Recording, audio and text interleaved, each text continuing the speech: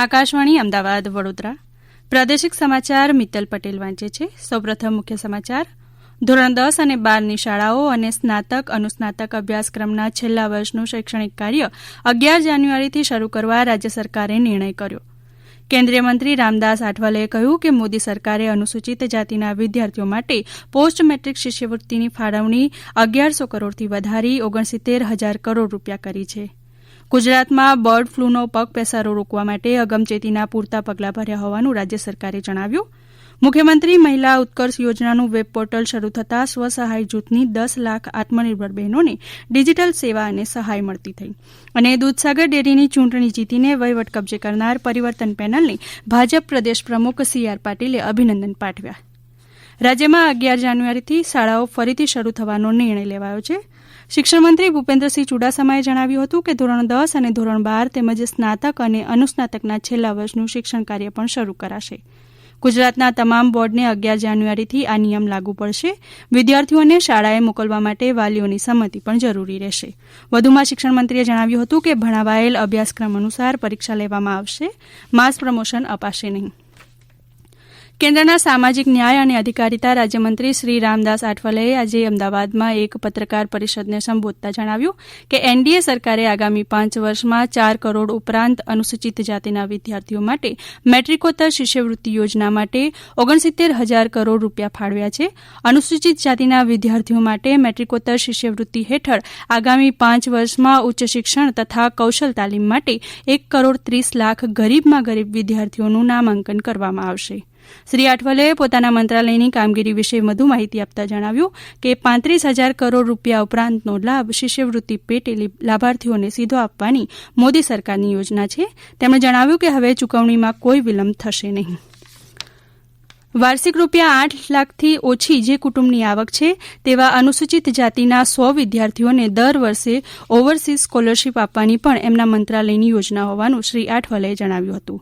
ગુજરાતના 32 લાખ સહિત દેશના 2,67,00,000 જેટલા દિવ્યાંગજનો માટે સુગમ્ય ભારત હેઠળ અનેક કાર્યક્રમો ચાલી રહ્યા હોવાનું શ્રી આઠવલેએ જણાવ્યું હતું. ગાંધીનગર ખાતે ભાજપ પ્રદેશ પ્રમુખ CR પાટીલે પત્રકારોને જણાવ્યું હતું કે અનુસૂચિત જાતિ સમાજના વિદ્યાર્થીઓ માટે ઉચ્ચ અભ્યાસ માટે પોસ્ટ મેટ્રિક શિષ્યવૃત્તિની રકમ 1100 કરોડથી વધારીને 69,000 કરોડ કરવાના નિર્ણય બદલ મોદી સરકાર અભિનંદનની અધિકારી છે. પશુપાલન અને પાણી પુરવઠા મંત્રી કુંવરજી બાવળિયાએ જણાવ્યું કે રાજ્યમાં હાલ બર્ડ ફ્લૂનો એક પણ કેસ નથી. રાજ્ય સરકારે તકેદારીના પૂરતા પગલાં લીધા છે. પશુપાલન વિભાગના સેક્રેટરી અને નિયામક આ બંને દરેક જિલ્લાઓ મથકે અમારા પશુપાલન વિભાગના નાયબ નિયામકોને આ અંગેની સૂચનાઓ આપી છે, તાકીદ કર્યા છે. અને રસીઓ અને જે એના માટે વેક્સિન બાકીની જોઈતી હોય એ પણ બધા એની તૈયારીઓ કરી લીધી છે. એટલે એના માટે ક્યાંય કોઈ રાજ્યમાં કોઈ જિલ્લા ઉપર કોઈ ચિંતાનું કારણ નથી.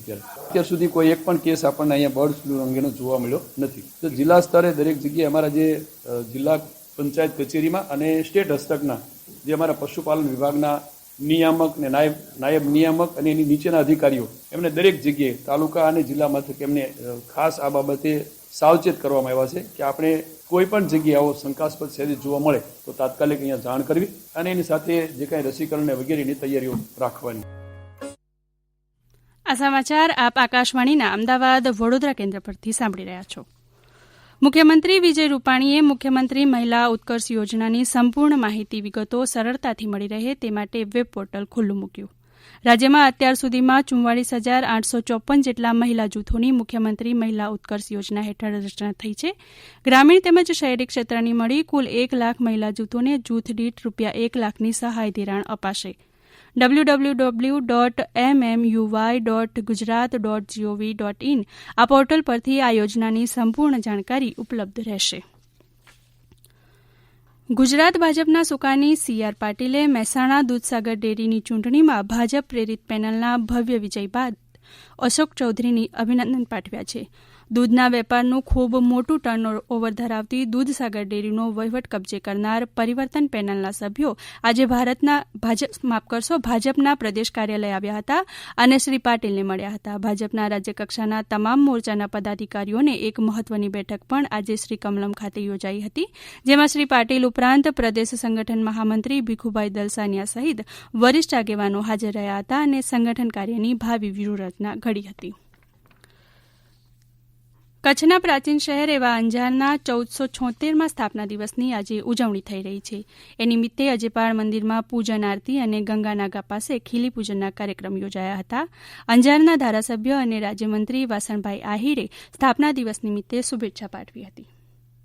આવનારા દિવસોની અંદર આ ગત 3 વર્ષની અંદર અંજાર શહેરને અનેકવિધ નવી જિલ્લા કક્ષાની સુવિધાઓ આપવામાં મેં મારો નમ્ર પ્રયાસ કર્યો છે. જેમ કે અંજાર ખાતે નૂતન કોર્ટ, ડિસ્ટ્રિક્ટ કોર્ટ આપવામાં આવી, જેમ કે અંજારમાં આઈટીઆઈ કચેરીનું બિલ્ડિંગનું નિર્માણ કરવામાં આવ્યું, પાણી પુરવઠા બોર્ડનું જલ સેવા ભવન અને કચ્છ સર્કલ પાણી પુરવઠાનું સર્કલ ઓફિસ આપવામાં આવી, પૂર્વ કચ્છની પીજીવીસીએલની કચેરી આપવામાં આવી, એ જ રીતે ખાણ ખનીજ વિભાગની પૂર્વ કચ્છની કચેરી આપવામાં આવી, એ જ રીતે પૂર્વ કચ્છની આરટીઓ કચેરી અને ટ્રેડ લગભગ હું માનું છું કે બંને મળીને 15 કરોડ રૂપિયાના જંગી ખર્ચે અંજારને આધુનિક સગવડો ઉપલબ્ધ કરવામાં આપણે સફળ થયા છીએ.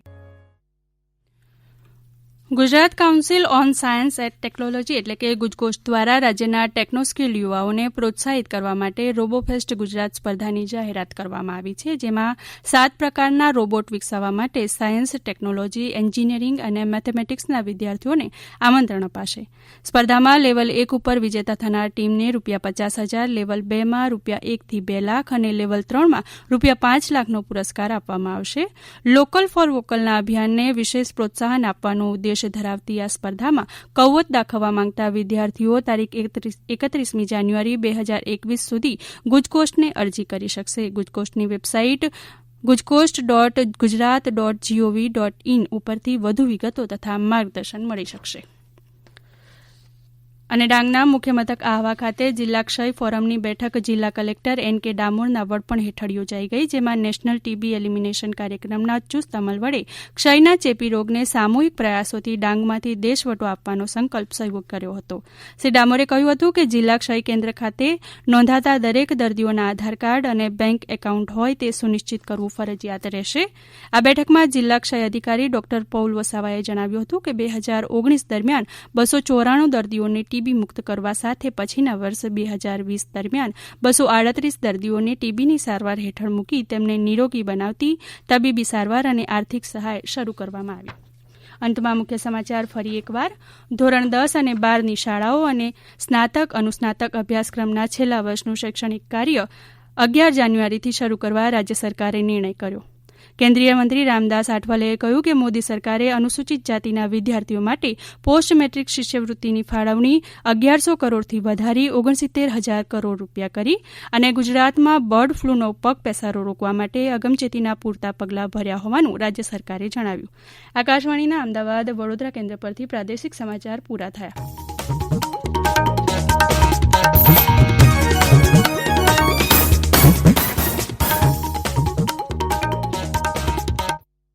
तीन आसान एहतियात